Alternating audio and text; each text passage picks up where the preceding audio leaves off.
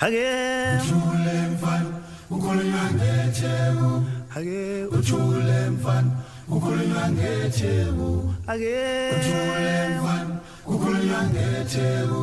Hage ujule mfan ukhulunywa ngetheku. Olale olale sikhuluma ngetheku. Olale ulalele sikhuluma ngetheku. Olale olale sikhuluma ngetheku. Olale ulalele sikhuluma ngetheku. Konani eThekwini kumnandi ngoba kunolwandle. Konani eThekwini i-ICC. Konani eThekwini iBavario. OseThekwini amahotela. Salve, salve meus amigos, salve, salve minhas amigas, bom dia, boa noite, boa tarde, aqui quem fala é o Panda Reis. Estamos chegando ao novo capítulo do programa Tópica Liberdade, programa no YouTube que é vinculado ao canal da editora Merda na Mão. Vou sempre realçar que é uma honra, um prazer poder estar participando de alguma forma da editora. E no capítulo de hoje, o tema seria: vai para Cuba? Entendeu? Por que esse tema vai para Cuba? Porque, para contextualizar um pouquinho, a gente tem que ter um cuidado quando a gente vai falar de Cuba e também do Haiti, tá ligado? Porque não é tão simples como algumas pessoas fazem parecer, não é tão às caras como algumas pessoas defendem por aí, tá? Então, para a gente começar a falar de Cuba, a gente tem que voltar na pré-história, entendeu? Na pré-história cubana. Então temos que falar, vamos começar a falar de 4.000 anos antes de Cristo.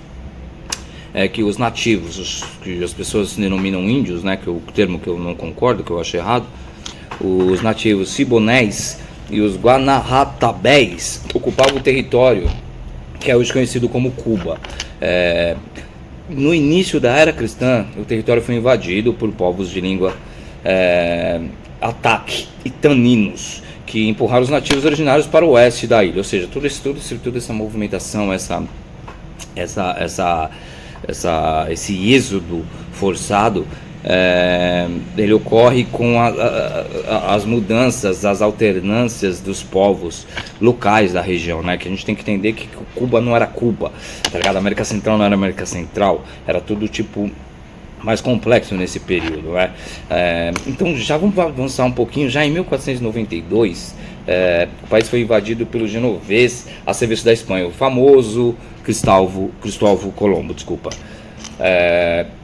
E já em 1511 foi fundada a primeira cidade espanhola. A partir daí, o martírio indígena se inicia com escravidão, mutilações, assassinatos, doenças, tá ligado? E a partir daí, e depois disso, eles foram praticamente extintos nesse processo de escravidão, principalmente com a descoberta do ouro na região. A herança genética indígena ela é muito grande, isso por causa das mulheres indígenas, tá ligado? Tanto como estrupo, como aconteceu aqui com as africanas no Brasil, mas lá tem algo a mais, que alguns espanhóis se envolveram sim, de uma maneira mais, digamos, graciosa com algumas nativas, né? Então essa herança genética veio a partir daí, ou seja, a mixigenação na ilha, a partir desse processo, né? No século XVII, a ilha é alvo de vários ataques piratas, principalmente franceses e ingleses, né? A gente sabe como é que funcionava os piratas e os corsários nesse período, que não eram tão romantizados como eles dizem, né? E sim eram bancados, entendeu? Pela própria coroa, tanto a francesa quanto a inglesa, né? Já no século XVIII, desenvolveu-se o plantio de cana-de-açúcar no país. E para servir de mão de obra foram sequestrados os africanos e feitos de escravo, em grande número, muito parecido com o Brasil e em outros lugares do mundo. Ou seja, a partir daqui a gente tem mais um advento étnico, que é o africano, entendeu? Fazendo essa salada étnica na ilha. Já a partir do século XIX, iniciaram-se os primeiros movimentos e levantes a favor da independência de Cuba, né? A Guerra dos 10 Anos, que começou em 1868 e foi até 1878, é apenas uma delas, né? Ou seja, já tinha aquela aquela mentalidade de liberdade, tipo, muito influenciado não só pela Revolução Francesa e pela independência dos Estados Unidos, mas também pelo êxito do Haiti, que marcou toda a nossa América, né? Influenciou todos os outros povos, os outros países, né? Que tinham mão de obra escrava ou opressora.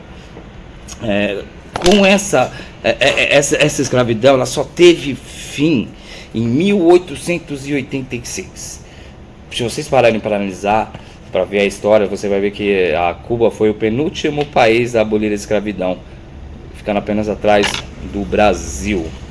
Por aí você já vê que tipo que as semelhanças são grandes, né?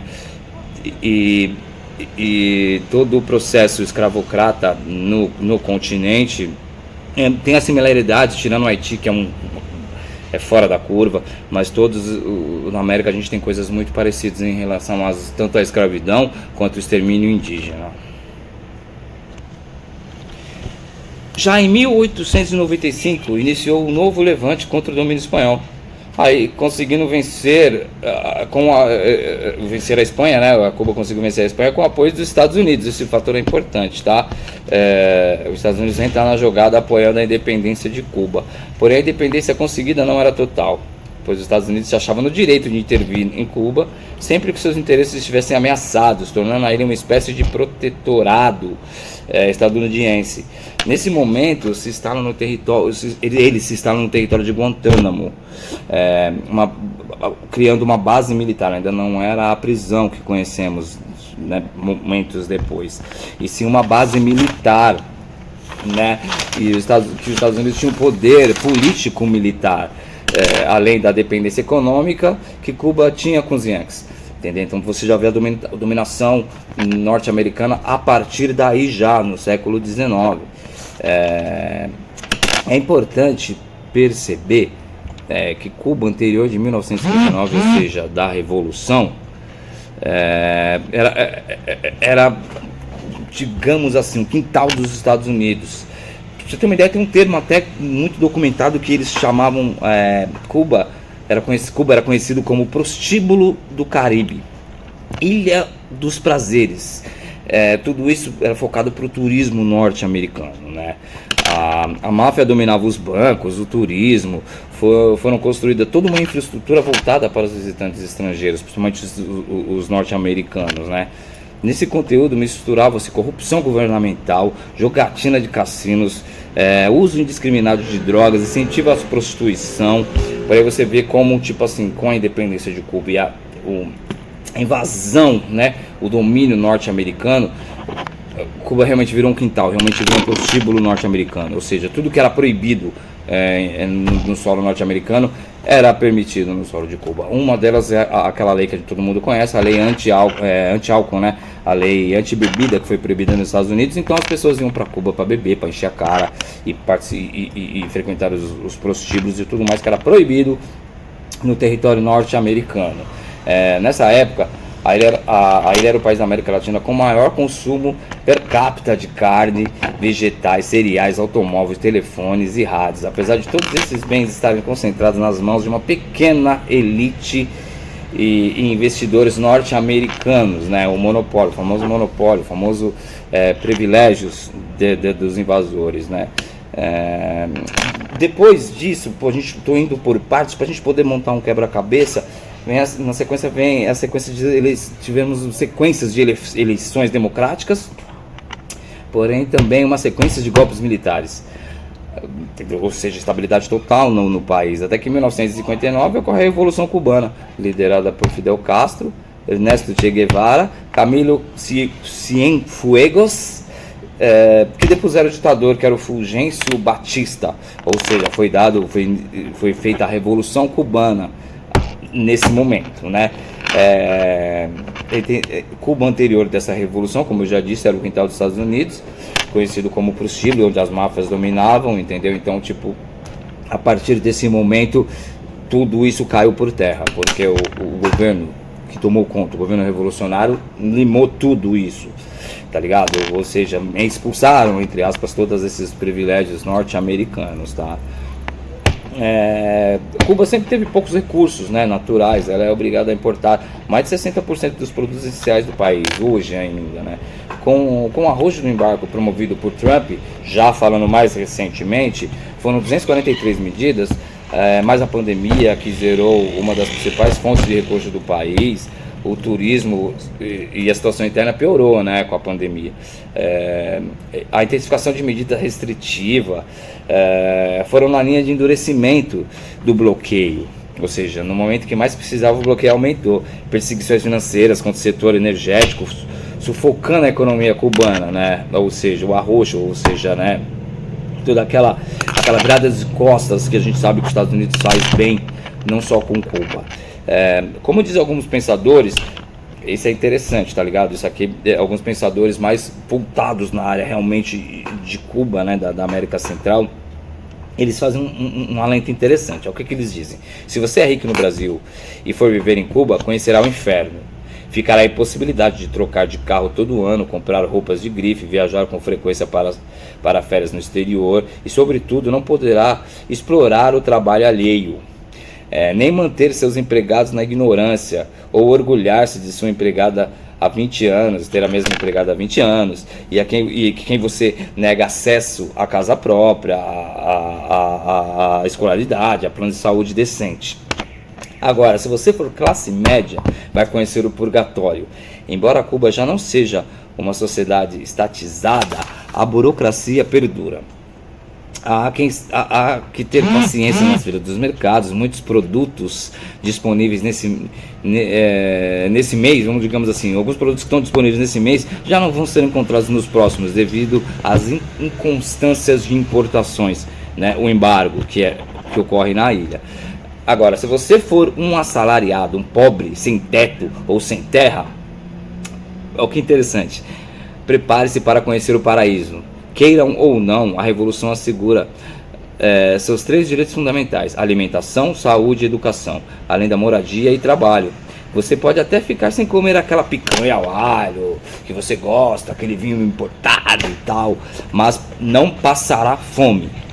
Sua família terá escolaridade, terá assistência médica, incluindo cirurgias complexas, totalmente gratuitas, como dever do Estado e um direito do cidadão, ou seja, o que deveria ser em qualquer lugar do mundo, né? E mesmo assim, com a pressão norte-americana, Cuba foi incluída na lista dos países que patrocinam o terrorismo. Sabemos por quê. Eles não patrocinam o terrorismo, sabemos porque eles são vistos como inimigos, ou seja, são colocados no mesmo patamar dos terroristas, né? Se esforçaram para que houvesse um descrédito nas brigadas médicas. Aqui no Brasil a gente teve exemplos disso, né? Mandando os médicos cubanos embora e tal, e extinguindo a solidariedade cubana e na relação da saúde. Algo que é pertinente, importante, fundamental dizer, e que todo mundo fala erroneamente e já virou, né, verdade, porque todo mundo fica impondo isso. Cuba não é um socialismo, tá? Cuba é um castrismo, entendeu? Eles não alcançaram, eles não chegaram ao socialismo. Que a gente sempre tem aquela parada lá, né, mano, tipo do comunismo utópico, né, revolução burguesa, ditadura do proletariado, socialismo, comunismo, até chegar à autogestão. Cuba não saiu disso, não faz parte disso. Eu também incluo China, também incluo Coreia do Norte e todos esses países ditos comunistas. Ao meu ver, todos eles permanecem na ditadura do proletariado, tá? Em que temos elites, temos uma classe burguesa que se diz não burguesa, se esconde atrás do Partido Comunista do país e por aí vai. Algumas pessoas, na maioria das críticas, dizem que o regime é de esquerda, vivem defendendo que os problemas são por conta do socialismo e da esquerda, o que é um erro, ou uma fé mesmo, né? Entendeu? Então não há socialismo em Cuba, tá? A Revolução Cubana parou nas tarefas nacionais, anti-imperialistas, conquistas da independência nacional, realização da reforma agrária, etc. Nesse campo.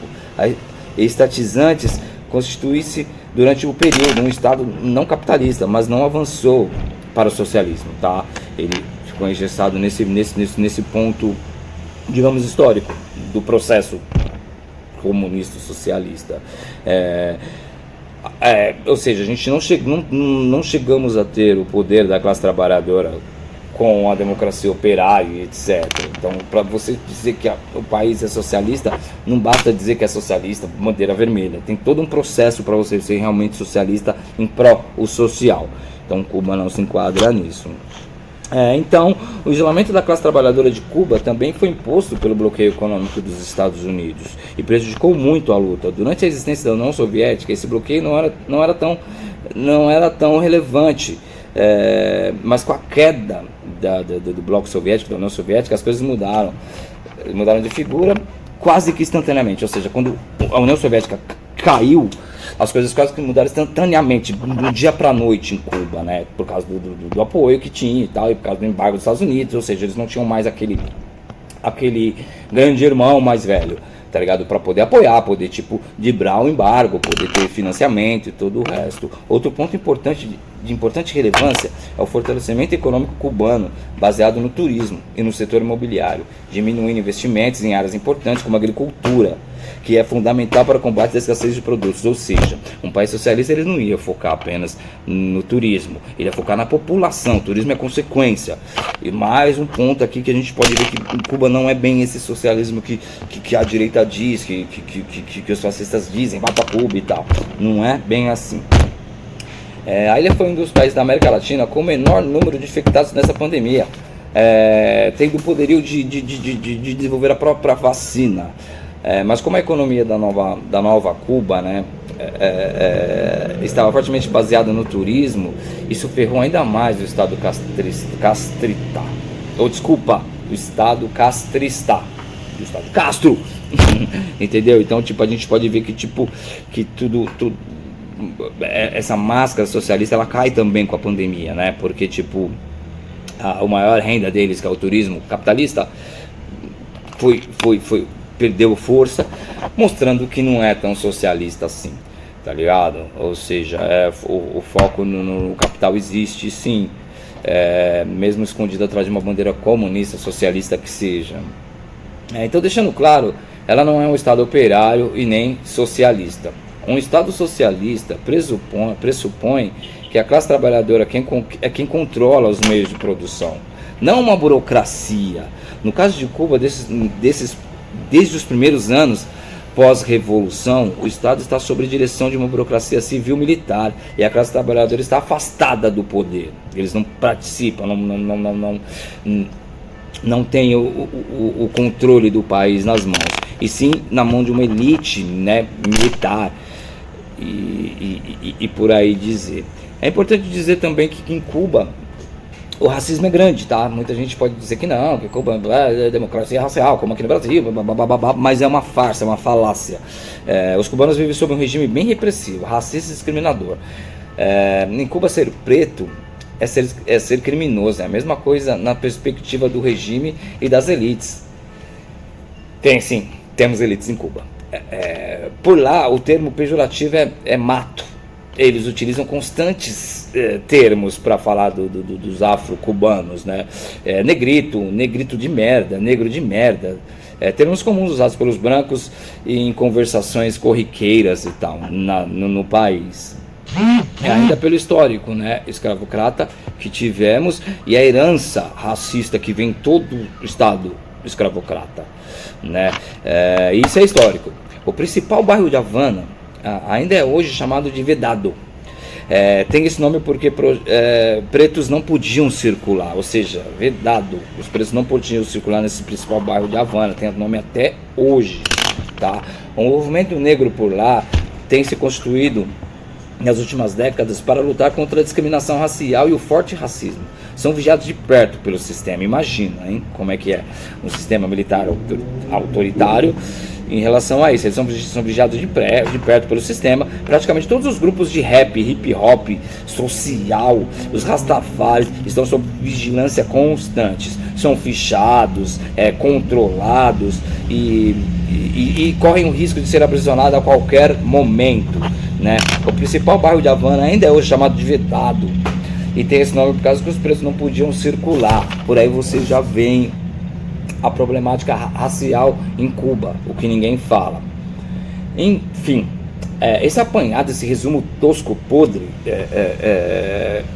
para vocês poderem ter um parâmetro, um panorama melhor sobre o território cubano, que não é homogêneo, que a Revolução Cubana teve início importante, foi importante no seu início, mas o decorrer, como todas as outras revoluções comunistas e socialistas no mundo, não atingiu o seu objetivo final, tá? E mesmo assim, ainda eles olham de uma certa forma para a população de uma maneira diferente, menos fascista, menos neoliberal, porém também autoritária ainda, e ainda o povo sofrendo por não ter o poder do país nas mãos. Quando as pessoas dizem vá para Cuba, as pessoas não conhecem a realidade de Cuba. As pessoas acham que a Revolução de 1959 veio para impor o regime comunista na ilha, mas não foi bem assim. Foi uma revolução elitista de uma parte militar revolucionária, que a princípio poderia até ter sim boas intenções sociais com a sua população, mas como todo ser humano, assim que atingiu o poder, Fidel Castro conseguiu o poder na mão, as coisas mudaram de rumo, e a ditadura do proletariado pode ter outro nome, eles podem usar outros termos, mas para mim é isso, se manteve e se mantém até hoje. Um dos exemplos muito grandes que Neguinho mete muita boca no Che Guevara, que participou dessa revolução, um adentro, o Che Guevara não era cubano, ele era argentino, ele acreditava numa América, os três continentes da a América Latina independente, e lutou para isso em vários países.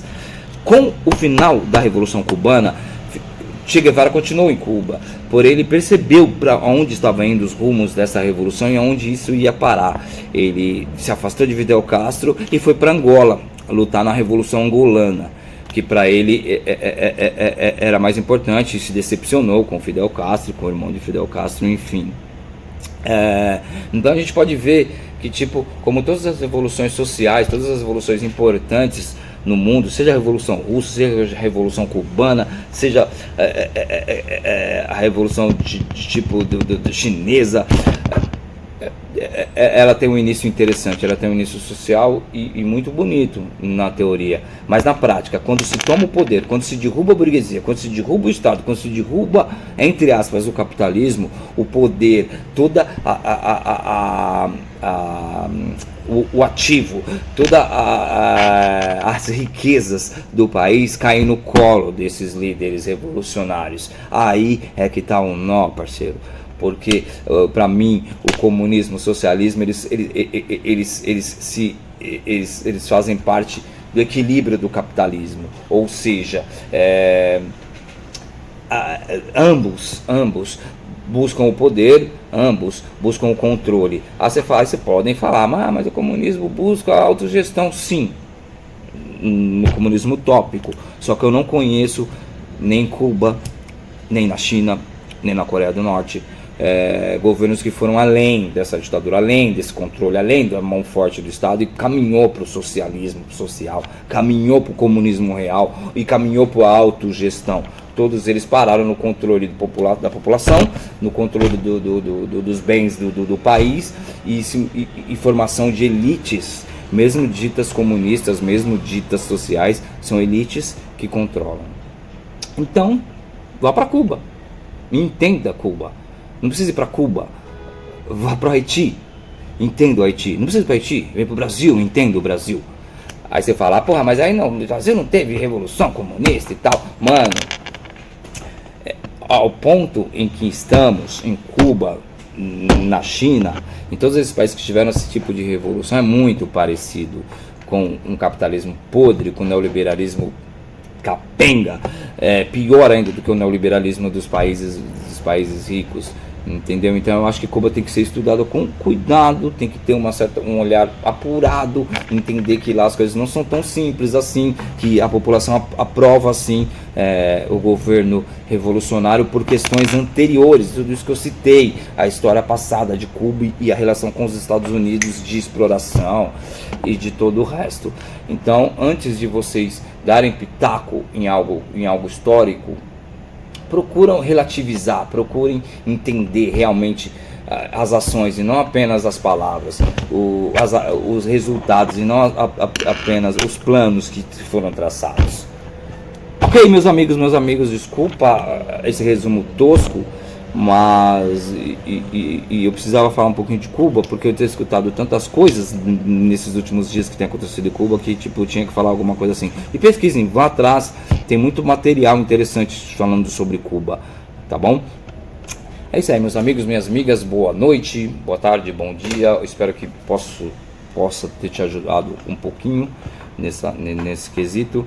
E em breve eu volto com mais um assunto revolucionário, étnico, ou seja lá o que for, em prol da liberdade. Até mais, amigos e amigas, nos vemos por aí. Se cuidem, não escutem o seu presidente e prestem atenção nesse maldito golpe que estão tentando arquitetar no Brasil. A gente se vê em breve. Até mais. Sepas que el llanto mío tiene lágrimas negras, tiene lágrimas negras como mi vida.